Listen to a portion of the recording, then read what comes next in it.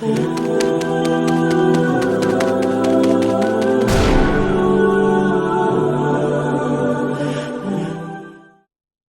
مجید فرقان حمید میں اللہ تبارک و تعالی نے فرمایا ہے، اپنے بندوں کو اپنی عبادت کی طرف توجہ دلائی، اپنے بندوں کے دلوں میں عبادت کا شوق، ذوق اور نظریہ پیدا فرمایا ہے۔ فرمایا یا ایھا الناس اعبدوا ربکم الذی خلقکم، اے ایمان والو، اے لوگو، اپنے اس رب کی عبادت کرو جس نے تمہیں پیدا کیا ہے، والذین من قبلکم، اور ان لوگوں کو بھی پیدا کیا ہے جو تم سے پہلے تھے۔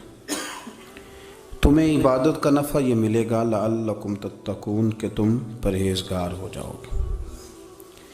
عبادت اس لیے کرو کہ اللہ نے تمہیں پیدا کیا ہے، اور اس لیے کہ تم سے پہلے لوگوں کو بھی اللہ نے پیدا کیا ہے۔ اور پھر ارشاد فرمایا کہ الذی جعل لکم الارض فراشا، وہی رب ہے جس نے تمہارے لیے زمین کو فرش بنایا ہے، والسماء بناء، اور آسمان کو چھت بنایا ہے، وانزل من السماء ماء فاخرج به من الثمرات رزقا لکم، زمین کو فرش بنایا، آسمان کو چھت بنایا، پھر آسمان سے پانی برسایا جس کے ذریعے پھل نکالے، اور وہ بھی کسی اور کے لیے نہیں، رزق لکم، تمہارے رزق کے لیے، وہ بھی تمہارے رزق کے لیے۔ یہ ساری نعمتیں تمہیں دی ہیں، اب فلا تجعلوا للہ اندادا،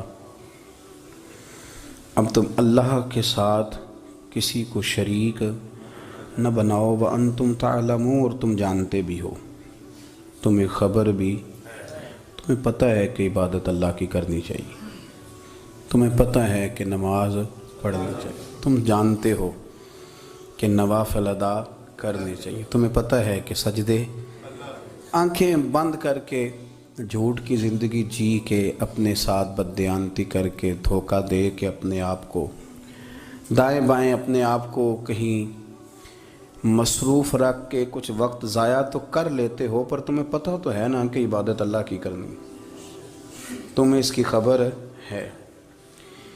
فرمایا اس رب کی، دیکھیں نا، انسان پر اگر کوئی شخص نیکی کر دیتا ہے، احسان کر دیتا ہے، تو انسان اس کے سامنے پھر گردن نہیں اٹھا سکتا، یار یہ میرے مشکل وقت کا دوست ہے، اس نے میرے ساتھ نیکی کی ہے، کبھی بھی گردن نہیں اٹھائے گا، جھکا کے رکھے گا۔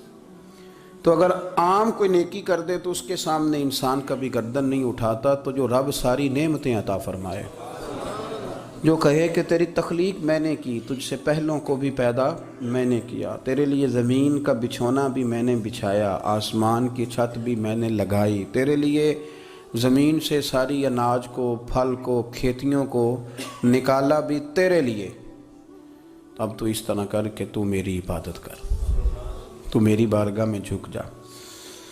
بہت سارے نشے لوگوں کو لگے ہوئے ہوتے ہیں، ہر آدمی کوئی نہ کوئی نشہ کرتا ہے، کوئی دولت کا کرتا ہے، کوئی شہرت کا کرتا ہے، کوئی اپنی تعریف کا نشہ کرتا ہے، دو چار لوگوں سے تعریف سن کے مطمئن ہو جاتا ہے۔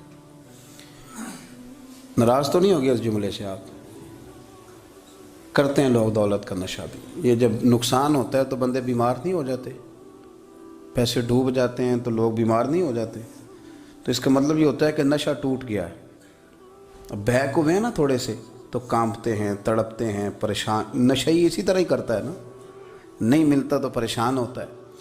یہ سارے نشے ہیں، مختلف قسم کا نشہ۔ ہم مانتے نہیں اس بات کو، تسلیم نہیں کرتے، کیونکہ تسلیم کرنا بڑا مشکل کام ہے، اس کے لیے تو بڑی ساری چیزیں جو ہیں وہ دبوچ کے اور بڑی سارے رستے پھلانگ کے آنا پڑتا ہے، تو بڑا مشکل ہے ماننا، ورنہ کرتے ہیں ہم، ہمارا مزاج ہے۔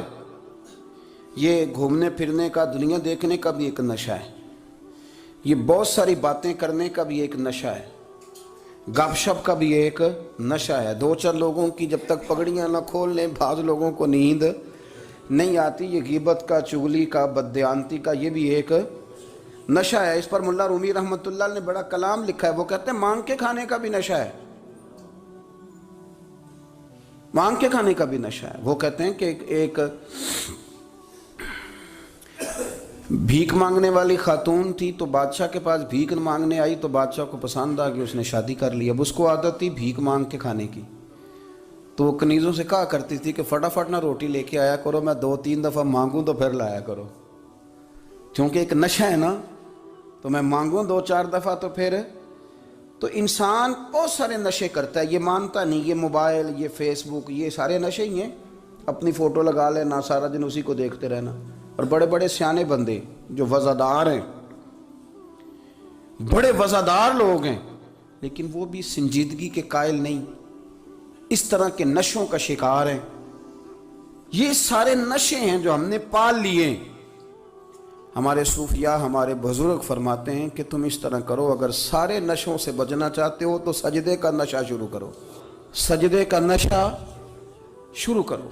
ये ना इकबाल कहते हैं, हो अत्तार हो, रूमी हो, राजी, आप बात को समझें, अत्तार हो, रूमी हो, राजी हो, गजाली हो, कुछ हाथ नहीं आता बे आहे सहरगाही।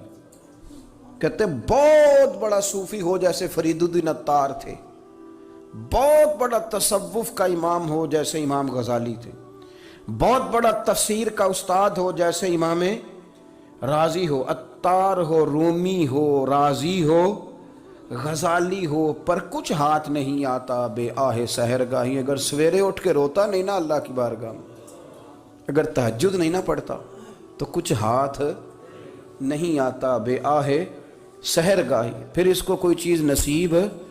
मेरी बात की समझ आ रही है आप हजरात? जब तक आप सवेरे नहीं उठते, आप अल्लाह अल्लाह नहीं करते, आपको नवाफल का चस्का नहीं, इबादत का मज़ा नहीं, फरमाया मेरी इबादत करो, ये शौक़ पैदा करो, मैंने तुम्हें पैदा किया है। हम लोगों के नशे, मुख्तलिफ नशे, बड़ा अजीब रंग है।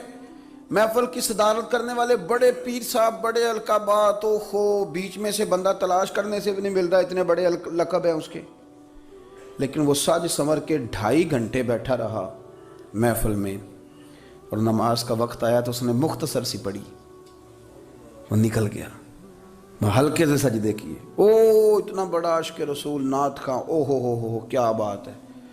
और इश्क रसूल का बहुत बड़ा पैगाम्बर, बहुत बड़ा मुबल्लिग, पर बेचारा समझ ही नहीं सका कि अल्लाह के रसूल ने फरमाया तो नमाज पढ़, मेरी आंखें ठंडी हो जाएंगी। तो ये नशे के आदी तो हैं, पर हकीकत के कायल नहीं। ये बस ठीक है, ख्वाबों की दुनिया में लोग जिंदा हैं, पर जिनको ये जो नशा था ना इबादत का, ये मेरे रसूल पाक की चाहत है।